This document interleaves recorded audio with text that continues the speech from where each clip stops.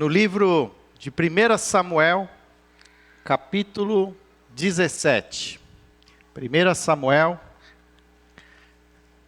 capítulo 17. Se a sua Bíblia está no seu celular, você pode mexer no celular também. Esses dias apareceu aí uns memes aí do professor no pastor que proibiu, parou o culto para falar pro irmão, para de mexer nesse celular. Aí o mais interessante é os comentários, né? E se ele tivesse com o app da Bíblia? E se não sei o quê? Cada um, né, cuida da sua vida, porque eu não dou conta da minha. 1 Samuel, capítulo 17. Eu vou ler a partir do verso 4. Diz assim: um guerreiro chamado Golias, que era de Gate, veio do acampamento filisteu. Tinha 2,90 metros de altura. Ele usava um capacete de bronze e vestia uma couraça de escamas de bronze que pesava 60 quilos. Nas pernas usava caneleiras de bronze e tinha um dardo de bronze pendurado nas costas. A haste da sua lança era parecida com uma lançadeira de tecelão e sua ponta de ferro pesava 7,2 kg. Seu escudeiro ia à frente dele. Golias parou e gritou às tropas de Israel: por que vocês estão se posicionando para a batalha? Não sou eu um filisteu e vocês os servos de Saul? Escolham um para lutar comigo. Se ele puder lutar e vencer-me, nós seremos seus escravos. Todavia, se eu vencer e o puser fora de combate, vocês serão nossos escravos e nos servirão. E acrescentou: eu desafio hoje as tropas de Israel. Mande-me um homem para lutar sozinho comigo. Ao ouvirem as palavras dos filisteus, Saul e todos os israelitas ficaram atônitos e apavorados. Senhor, dá-nos agora também a compreensão da Tua palavra. Ajuda-nos, Senhor, a entender o relato bíblico que estamos expondo e que ele tenha sentido aos nossos corações e possamos aplicá-lo também, ó Pai, às nossas vidas nessa manhã. Em nome de Jesus. Amém. O que hoje está gritando todos os dias, o que hoje é algo que te incomoda. Você liga a TV, você abre a tela do seu celular, ou você busca algum outro canal e aparece algo que todos os dias te incomoda, todos os dias te desafia, todos os dias te traz medo, te traz angústia, que você ouve, mas te deixa apavorado, e você não tem coragem de enfrentar. Golias, esse gigante, que continua um gigante nos nossos dias, pois dificilmente nós vamos ter a oportunidade de encontrar um homem com uma altura dessa, de 2 metros, o texto diz que ele tinha 2,90 metros, quase 3 metros de altura. Todos os dias, durante 40 dias, o exército filisteu, de um lado do vale, o exército de Israel do outro lado, eles se encontravam no alto das suas colinas e o campo de batalha era ali naquele vale, mas eles se encontravam no alto. E aparecia aquele homem de 3 metros, e eu fico imaginando ele passando para frente daquelas tropas. Todos vocês já assistiram um monte desses filmes de Hollywood, com todos aqueles soldados, aqueles guerreiros, e vai vindo aquela montanha humana, e gritando para os israelitas do outro lado do vale: eu quero um de vocês, 1 contra 1. Se eu ganhar, vocês se tornam escravos. Mas se vocês ganharem, nós nos tornamos escravos. E diz que ele fazia isso por 40 dias. Por 40 dias, Israel ficou ali, como o texto diz, atônito e apavorado. Ninguém tinha coragem de enfrentar aquele Golias. E ele ficava, dia após dia, confrontando Israel. Mas a história não termina aí. A história diz no verso 12, começa agora a contar a história do outro personagem. Davi era filho de Jessé, o efrateu de Belém de Judá. Jessé tinha 8 filhos, e já era idoso na época de Saul. Os 3 filhos mais velhos de Jessé tinham ido para a guerra com Saul. Eliabe, o mais velho, Abinadab, o segundo, e Samá, o terceiro. Davi era o caçula. Os 3 mais velhos seguiram Saul, mas Davi ia ao acampamento de Saul e voltava para apacentar as ovelhas de seu pai em Belém. Comentaristas entendem que Davi tinha entre 15 a 18 anos. Se nós fôssemos imaginar aqui na nossa sociedade civil, com 18 anos nós precisamos nos alistar, precisamos jurar bandeira, precisamos entrar no exército, os meninos. Davi não tinha idade para lutar, Davi era mais novo. Davi ainda era um adolescente. Os mais velhos, os irmãos mais velhos de Davi foram convocados para o exército. Mas Davi tinha funções ali mais corriqueiras. Uma delas era apacentar as ovelhas do seu pai. Aí o verso 16 continua. Durante os 40 dias, o filisteu aproximou-se de manhã e de tarde e tomou posição. E nessa ocasião, Jessé, o pai de Davi, disse ao seu filho: pegue uma arroba de grãos tostados e 10 pães e leve-os depressa a seus irmãos no acampamento. Leve também esses 10 queijos ao comandante da unidade deles. Veja como estão seus irmãos e traga-me alguma garantia de que estão bem. Eles estão com Saul e com todos os homens de Israel no vale de Elá, lutando contra os filisteus. Levantou-se de madrugada, Davi deixou o rebanho com outro pastor, pegou a carga e partiu conforme Jessé lhe havia ordenado. Chegou ao acampamento na hora em que o grito de batalha, o exército estava saindo para as suas posições de combate. Israel e os filisteus estavam se posicionando em linha de batalha, frente a frente. Davi deixou o que havia trazido com o responsável pelos suprimentos e correu para a linha de batalha, para saber como estavam seus irmãos. Enquanto conversava com eles, Golias, o guerreiro filisteu de Gate, avançou e lançou o seu desafio habitual. E Davi o ouviu.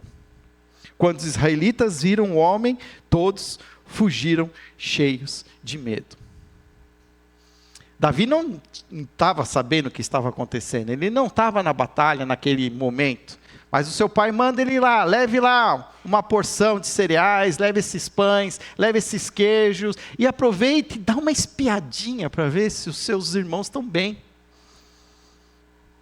E ele dá uma espiadinha, uma boa espiadinha. Ele diz que ele vai até onde estão os soldados, ele deixa lá, né, os mantimentos lá, conforme ele obedeceu, mas ele não aguentou a curiosidade, ele tinha que ir lá ver a linha, né, a batalha. E ele ouve aquilo que há 40 dias o povo de Israel estava ouvindo. A diferença é que os israelitas viram um homem, todos fugiram, cheios de medo. Versículo 25 diz que os israelitas diziam entre si: vocês viram aquele homem? Ele veio desafiar Israel. O rei dará grandes riquezas a quem o vencer. Também lhe dará sua filha em casamento e isentará de impostos em Israel a família do seu pai. E Davi perguntou aos soldados que estavam ao seu lado: o que receberá o homem que matar esse filisteu e salvar a honra de Israel? Quem é esse filisteu incircunciso para desafiar o exército do Deus vivo? Repetiram a Davi o que haviam comentado e lhe disseram: é isso que receberá o homem que matá-lo. Então Eliabe, o irmão mais velho, ouviu Davi falando com os soldados, ficou muito irritado com ele e perguntou: por que você veio aqui? Com quem deixou aquelas poucas ovelhas no deserto? Sei que você é presunçoso e que o seu coração é mau, você veio só para ver a batalha. E como um irmão caçula, ele responde: o que eu fiz agora? Será que eu não posso nem mesmo conversar?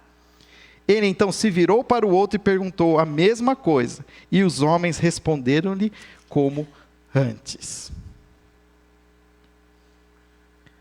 A gente conta essas histórias para os nossos filhos, para os nossos netos. Quando a gente compra aquelas Bíblias para crianças, certamente uma das ilustrações é a história de Davi contra Golias. Mas existe aqui um perigo de nós acharmos que histórias como esta são histórias infantis, histórias para contarmos para as crianças, quando na verdade são histórias que trazem profundos ensinamentos para todos nós. Nós estamos falando de uma série que aborda a espiritualidade da nova geração, aos olhos de uma criança. O nosso personagem principal hoje não é propriamente uma criança, mas ele era visto como uma criança pelos seus irmãos. A ponto de quando o irmão vê e fala assim: o que você está fazendo aqui? Cadê lá o que seu pai mandou você fazer? Sai daqui, pirralho. E ele: o que eu fiz agora? Devia apanhar de todo mundo, tadinho.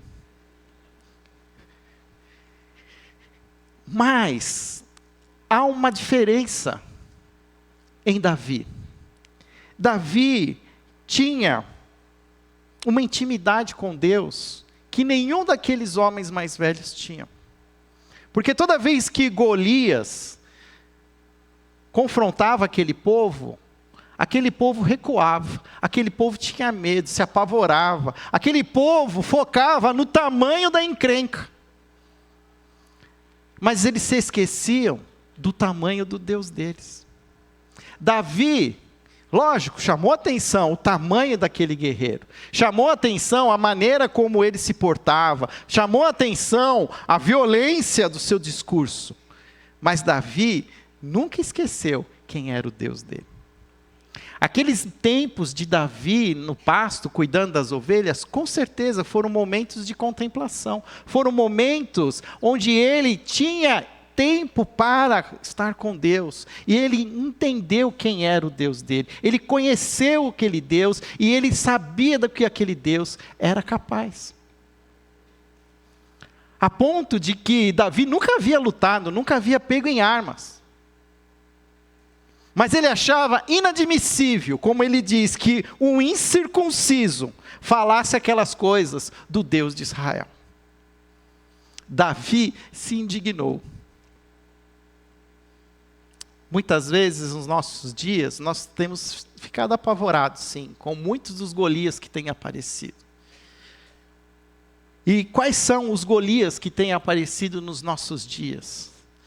Essas ameaças que todos os dias se anunciam sobre nós e que nos deixam com medo, que nos deixam apavorados.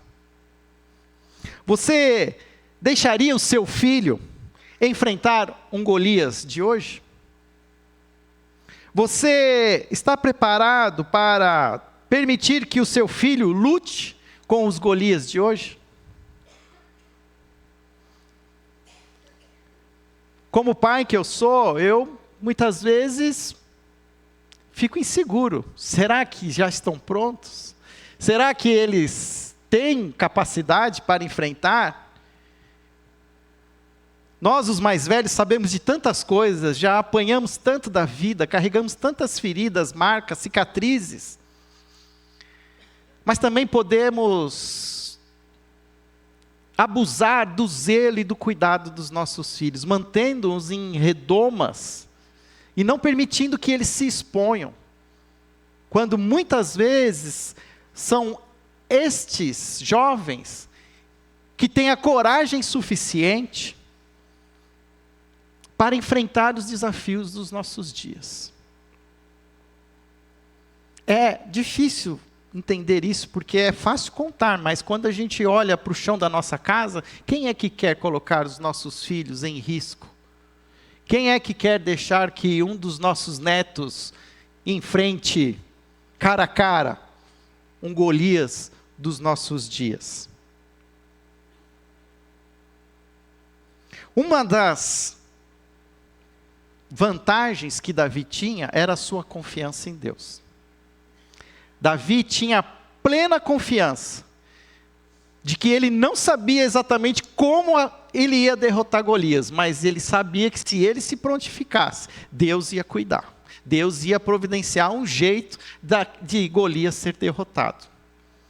Talvez o nosso grande medo, como mais velhos que nós somos, que a gente acha que já sabe tudo, que a gente já sabe como resolver as coisas. E às vezes a gente olha para as nossas armas e aquilo que a gente tem, os recursos, e fala assim, não dá, isso aqui não vai resolver. A gente precisa de mais dinheiro, precisa de mais estudo, precisa de mais gente, precisa não sei o quê. E por quê? Porque a gente já viveu algumas realidades, e é fato. Mas a história de Davi e Golias tem, na sua particularidade, o fato de que Davi conhecia quem era o seu Deus. E ele tinha convicção de que aquilo que aquele homem estava fazendo todos os dias não podia ser feito. Era um escárnio que aquele homem fazia contra o nome do seu Deus. E ele não podia admitir isso. E ele sabia que Deus era com ele. A história vai continuar. Diz então que as palavras de Davi chegaram aos ouvidos de Saul. Saul era o rei, que o mandou chamar. Davi disse a Saul, ninguém deve ficar com o coração abatido por causa desse filisteu. Teu servo irá e lutará com ele. Olha, que presunçoso. Respondeu Saul, você não tem condições de lutar contra esse filisteu, você é apenas um rapaz. O texto na língua original pode ser traduzido como você é uma criança. Você é uma criança e ele é um guerreiro desde a mocidade. Ele foi treinado para matar. Davi, entretanto, disse a Saul, teu servo, toma conta das ovelhas do seu pai. Quando aparece um leão ou um urso, leva uma ovelha do rebanho, eu vou atrás dele, dou-lhe golpes e livro a ovelha da sua boca.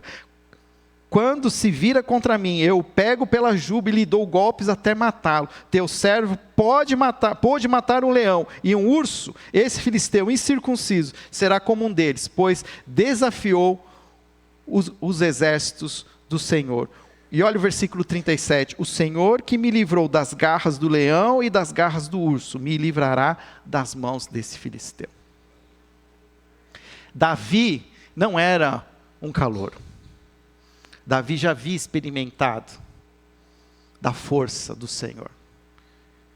Em outras condições, mas passou por adversidades. E isso tem a ver com a gente, porque muitas vezes eu percebo que nós, pais e netos, a gente quer preservar muito os nossos filhos. Não quer permitir que eles sejam ameaçados, que eles tenham dificuldades, que eles tenham que enfrentar algumas lutas. E a gente tenta contornar, trazer para eles o maior conforto possível, anestesia o sofrimento, mas nós estamos deixando de dar uma oportunidade para que os nossos filhos ganhem resiliência. Porque os Golias vão aparecer, e se eles não enfrentarem ainda os ursos e os leões, eles nunca estarão prontos. E nós precisamos permitir, abrir espaço para que eles avancem. Para que eles façam aquilo que eu não sou mais capaz de fazer. E olha aqui, eu vou contar uma coisa para vocês. Sabe quem era o homem que devia ter lutado contra Golias? Saul. Porque se você ler a história, quando Saul foi convidado, foi escolhido para ser rei, o texto diz que ele tinha uma boa aparência e a sua estatura era maior que de todos os outros homens. Ou seja, se era por causa de tamanho, Saul era o maior e ele devia ir lá. Medroso de uma figa.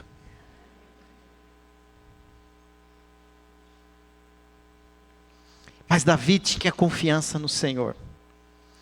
Davi não olhou para a aparência daquele guerreiro, porque Davi tinha a certeza da força do Deus dele. A força e a coragem e a sua determinação davam a ele força para vencer o medo. Eu não acredito que Davi não tinha medo. Eu acredito que Davi tinha sim medo, como todos nós temos, mas ele enfrentava o seu medo baseado na confiança que ele tinha em Deus. O texto continua e diz assim: Saul vestiu Diante disso, Saul disse a Davi: vá, que o Senhor esteja com você. Saul vestiu Davi com a sua própria túnica, colocou-lhe uma armadura e lhe pôs um capacete de bronze na cabeça. Davi prendeu sua espada sobre a túnica e tentou andar, pois não estava acostumado com aquilo. E disse a Saul: não consigo andar com isso, pois não estou acostumado. Então tirou tudo aquilo. Saul deu para ele a sua armadura de rei. Era uma armadura provavelmente das melhores, mais bem elaboradas. Mas não servia em Davi, não encaixava. Era pesado, Davi nunca tinha pego uma espada. Aí eu fico pensando, assim, pega aquela espada, assim, a hora que ele levanta, assim, acho que a espada caía para trás com ele junto. Não era o jeito dele de enfrentar. E nós precisamos entender que a nova geração vai trazer as suas próprias ferramentas, vai trazer as suas próprias armas. Nós estamos vivendo um momento tão diferente, e eu creio que depois da pandemia ainda acelerou ainda mais a mudança, a evolução das coisas, que eu e você, nós dos anos 80, dos anos 90, a gente já acha esse mundo muito diferente, muito louco. E já fica um pouco inseguro. Já não tem mais, eu já não aguento, eu não consigo mais usar a rede social. Gente, escolhi só o Instagram, não dá mais. Eu abri mão do TikTok, né? Abri mão do que não dá, eu não dou conta. Mas tem uma geração que dá conta. Funciona para eles. Coisas que talvez não funcionam comigo, com eles funcionam. E creio que talvez Deus vai usar essas especialidades dessa nova geração para lutar contra os Golias.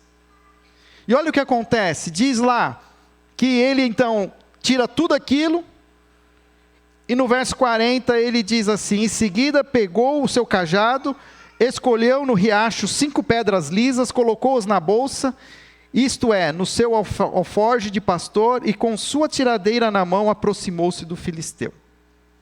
Enquanto isso, o filisteu, com seu escudo à frente, vinha se aproximando de Davi. Olhou para Davi com desprezo, viu que era só um rapaz, ruivo e de boa aparência, e fez pouco caso dele. Disse ele a Davi: por acaso sou um cão para que você venha contra mim com pedaços de pau? E o filisteu amaldiçoou Davi, invocando seus deuses, e disse: venha aqui e darei sua carne às aves do céu e aos animais do campo. Davi, porém, disse ao filisteu: você vem contra mim com espada, com lança e com dardos, mas eu vou contra você em nome do Senhor dos exércitos, o Deus dos exércitos de Israel, a quem você desafiou. Percebe a ênfase? A ênfase do Golias eram as armas. A ênfase de Davi nunca foram as armas, mas foi o Deus em quem ele confiava. Nós não entendemos muitas vezes o que é isso que Davi usou, essa tiradeira de mão, porque não é um estilingue, como a gente é acostumado aqui no interior de São Paulo, mas era uma fita, uma tira de couro, e que eles encaixavam as pedras, e eles giravam essas pedras e atiravam. E se você lê os textos do Antigo Testamento, inclusive existia uma tribo, talvez, se não me engano, a tribo de Benjamim, eles eram especialistas em usar fundas, a ponto deles conseguirem atingir um fio de cabelo a longa distância. Ou seja, Davi sabia o que ele estava usando. Provavelmente Davi usou muito essa funda, essa tiradeira, nos seus dias como pastor de ovelha. Davi usou aquilo que ele era especialista. Era suficiente para matar um gigante? Não. Mas era o que ele tinha. Nós precisamos dar oportunidade dos nossos filhos buscarem se tornarem os melhores naquilo em que eles têm competência. Ajudá-los. A gente às vezes quer que eles sejam uma coisa, mas eles querem ser outra. Mas vamos então ajudá-los a serem o que eles querem ser, mas que eles sejam os melhores. Em nome de Deus. Às vezes a gente quer que os nossos filhos tenham uma certa profissão, porque a profissão é a tradição da família, é a maneira como todo mundo se deu bem na família, ganhou dinheiro. Aí vem o caçula e quer dizer que quer fazer teatro. Por que você está rindo? Desconto. Mas se percebe-se que é o que ele gosta, e o que ele faz bem, que ele se torne o melhor ator de teatro, porque nós vamos precisar de alguém para contar as histórias de Jesus, contar histórias como essa de Davi e Golias, que use as artes da melhor maneira, porque não vai ser ele, mas vai ser o próprio Deus através dele. E nós precisamos crer nisso.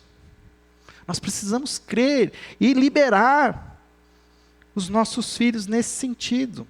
E o texto diz que Davi ainda diz: hoje mesmo o Senhor o entregará nas minhas mãos, eu o matarei e cortarei a sua cabeça. Hoje mesmo darei os cadáveres do exército filisteu às aves do céu e aos animais selvagens, e toda a terra saberá que há Deus em Israel. Todos os que estão aqui saberão que não é por espada ou por lança que o Senhor concede vitória, pois a batalha é do Senhor, e Ele entregará todos vocês em nossas mãos. Quando o filisteu começou a vir na direção de Davi, este correu para a linha de batalha, para enfrentá-lo. Tirando uma pedra do seu alforje, arremessou-a com a tiradeira, e atingiu o filisteu na testa, de tal modo que ela ficou encravada, e ele caiu dando o rosto no chão. Assim Davi venceu o filisteu com uma tiradeira e uma pedra. Sem espada na mão, derrubou o filisteu e o matou. Davi correu, pôs os pés sobre ele e, desembainhando a espada do filisteu, acabou de matá-lo, cortando-lhe a cabeça com ela.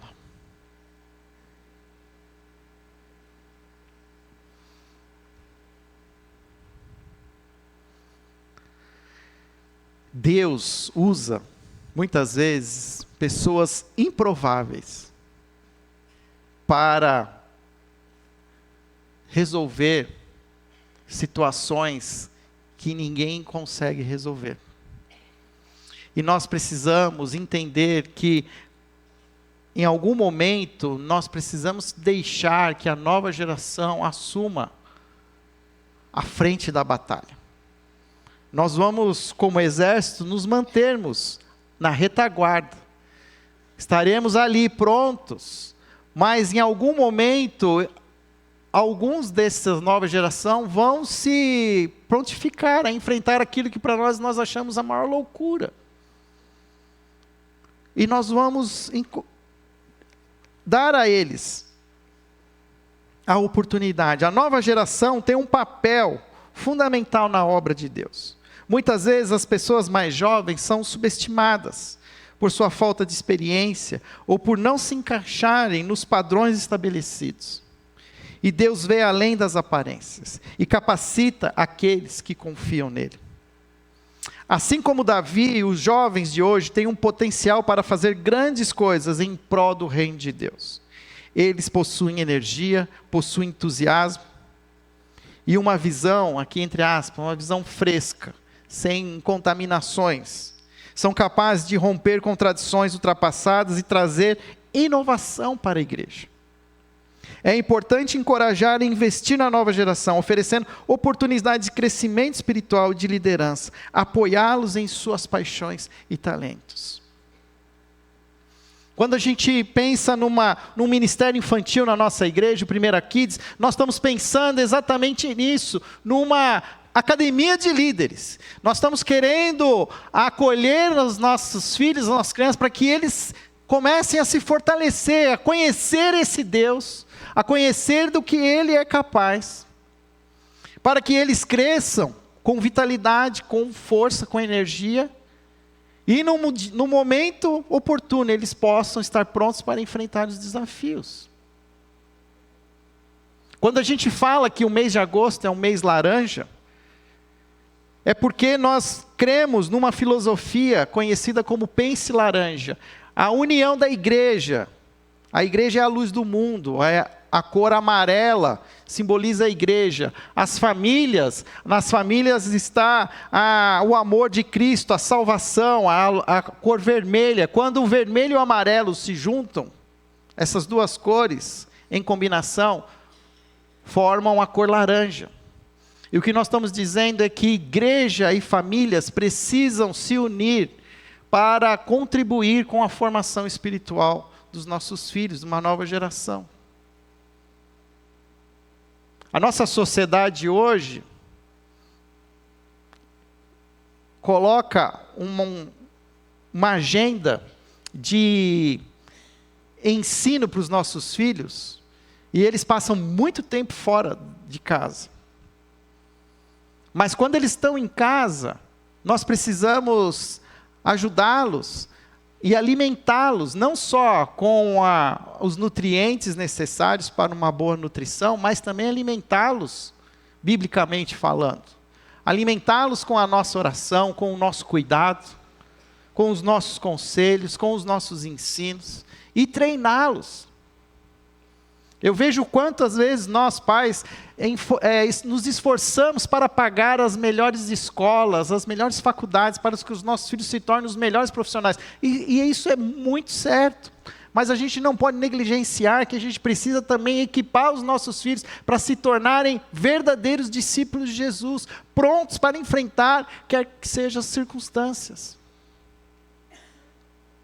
E quando eles estiverem fortes, sadios, sabidos e confiantes em Deus, eles podem ir para qualquer lugar. Eles vão poder estudar em qualquer academia, em qualquer centro de estudo. E eles serão luz. Eles serão diferentes. E a gente não precisa ter medo. Medo que eles enfrentem aquilo que nós nunca vamos enfrentar.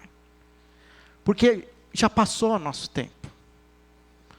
Talvez agora o que nós vamos dar é o apoio, a nossa oração, talvez até o nosso dinheiro, porque também jovem não tem dinheiro, né? Isso é fato. Mas a gente vai financiar, para que eles façam aquilo que nós não vamos mais fazer. Eu tenho um sobrinho que agora decidiu que ele vai ficar 2 anos no navio Logos, da operação mobilização.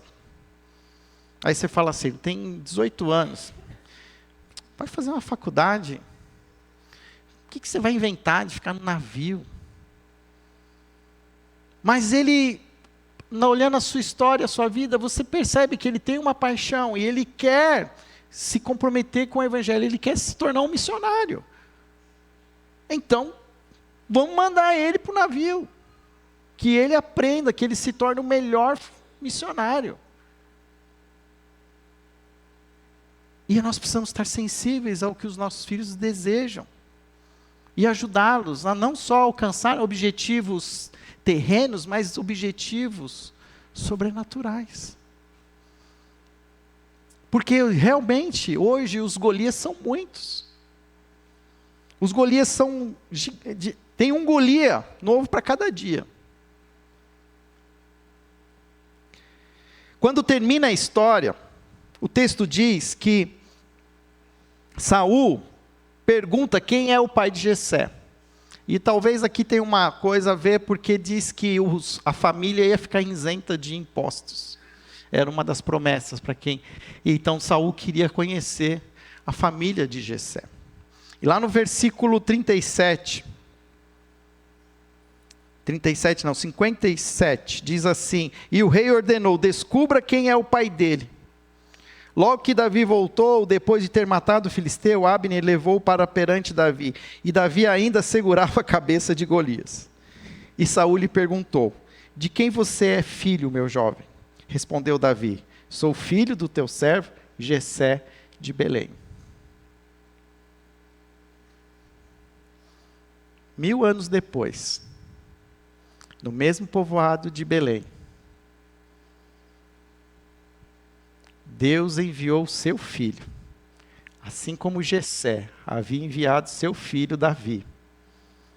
1000 anos depois, Deus envia Jesus. Nasceu na terra de Davi, em Belém. e veio a esse mundo. Um nazareno. Pode vir alguma coisa boa de Nazaré? E enfrentou sozinho naquela cruz o maior de todos os desafios que a humanidade tem para enfrentar, inclusive nos nossos dias, a morte. Não há algo que assusta mais a qualquer um de nós do que a própria morte. E Jesus, da linhagem de Davi, se colocou diante da morte, porque ele sabia quem ele era e o que o pai dele era capaz de fazer. Se entregou por mim e por você, para que todo aquele que nele crê não pereça, mas tenha a vida eterna. Por isso eu e você, nós estamos aqui hoje. Por isso eu e você, nós podemos celebrar a ceia do Senhor. Não porque nós fomos capazes. Muito pelo contrário, porque nós temos pânico. Nós nos aterrorizamos diante da morte que todos os dias se posiciona diante de nós. Mas nós temos entre nós o filho de Davi. Ele veio, viveu entre nós e morreu por mim e por você, para que ninguém de nós precisássemos experimentar a morte eterna. E essa é a nossa fé. Essa é a nossa esperança. É isso que nós precisamos continuar compartilhando com as novas gerações, permitindo que eles sejam pequenos cristos diante desse mundo caótico em que vivemos.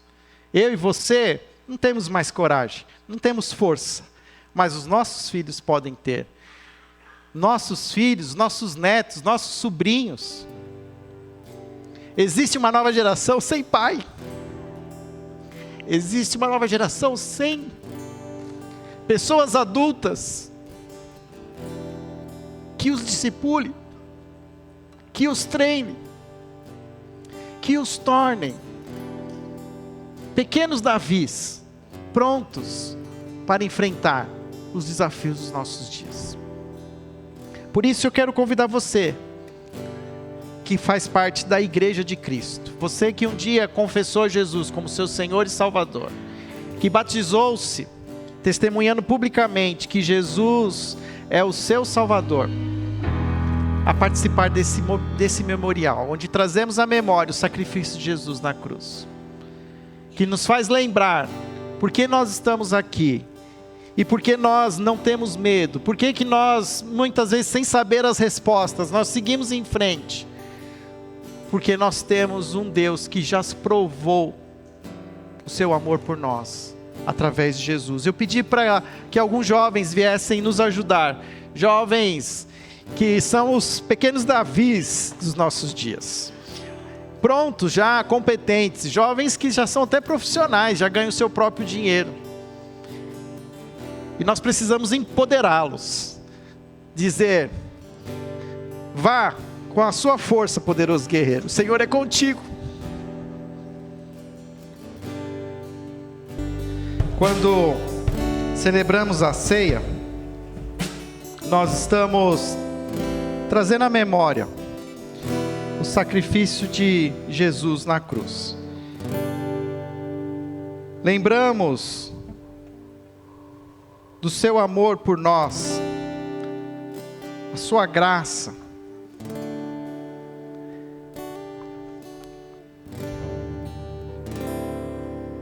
E lembramos do legado que nos é dado.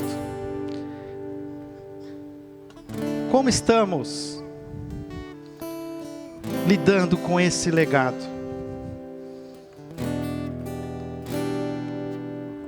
Estamos nos esforçando para que ele se torne uma realidade na nossa vida? Eu brinquei aqui, né? A gente não dá conta da gente mesmo para dar conta dos outros. E a ceia do Senhor tem um pouco disso, é a gente olhar para nós mesmos, não olhar para os outros. Olhar o quanto você é amado por Deus, o quanto você é especial, o quanto Deus te ama e é apaixonado por você, quer o seu bem. E no fundo Ele sabe que nós somos incompetentes, que nós falhamos, que o bem que a gente quer fazer a gente não faz, o mal que a gente deseja fazer a gente vive fazendo, vive fugindo dos Golias, fingindo que eles não estão aqui. Mas mesmo assim, Jesus nos ama. E Ele diz assim, quando Ele tomou a ceia, no último dia, naquela noite, antes de ser traído, Ele tomou o pão, repartiu, deu graça e disse: este é o meu corpo, que é dado em favor de vós. Ou seja, vocês não podem, mas mesmo assim, vocês serão parte do meu corpo. Eu quero vocês serão meus, porque eu os amo e eu quero vocês comigo, do jeito que vocês são. Comam em memória de mim.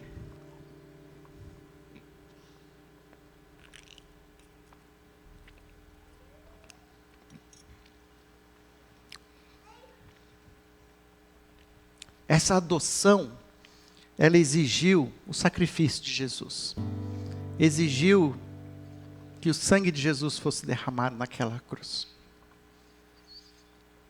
Para que eu e você nos tornássemos parte do corpo de Cristo, da família de Cristo, a igreja de Cristo. Nós não precisamos morrer e nem fazer nenhum sacrifício. O sacrifício já foi feito.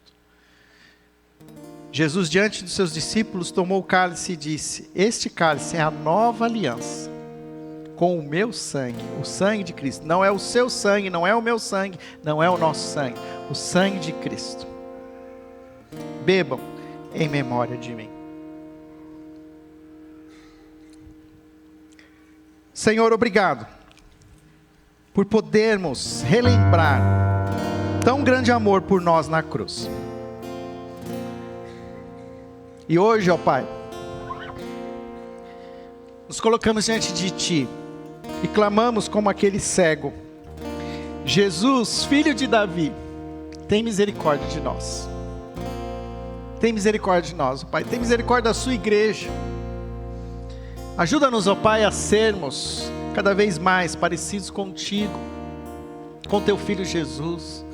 Ajuda-nos, Senhor, a estarmos prontos para os desafios que são colocados à nossa frente. Ajuda-nos a ser sensíveis aos pequenos Davis que estão, Senhor, surgindo em nosso meio e que curiosamente, Senhor, começam a buscar estar à frente da batalha. Que possamos estar atentos, abençoá-los, incluí-los, enviá-los, equipá-los para a tua honra e a tua glória. Dai-nos sabedoria, discernimento. E dá-nos, ó Pai, a pureza do coração das crianças. Dá-nos, Senhor, a coragem de uma criança, que ela confia no pai e na mãe, mesmo sem entender muitas vezes o perigo, porque ela crê no cuidado dos seus pais. Que possamos ter também, Senhor, esse mesmo coração, em nome de Jesus. Amém.